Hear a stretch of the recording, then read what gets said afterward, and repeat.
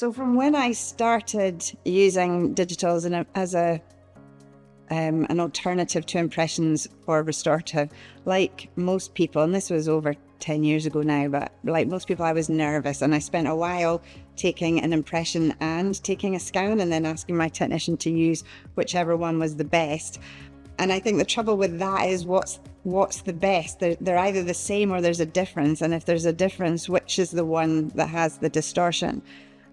So after a bit of toing and froing in that scenario, we realized that every time the digital was giving us the accuracy that we needed for these restorations. And I think what is important is you still need to work with a really good laboratory that understands digital workflow. They're again, like everything, there's laboratories that maybe will revert to analog workflow. If you're using digital, you want a good digital laboratory that understands how to handle the files and how to design your restorations digitally.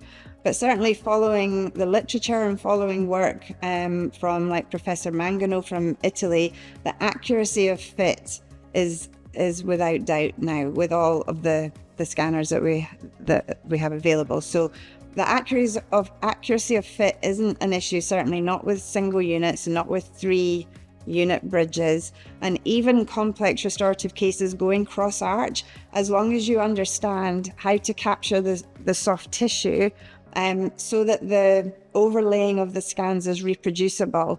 The accuracy is absolutely there for that as well. And I think that is key to your education when you're moving into digital.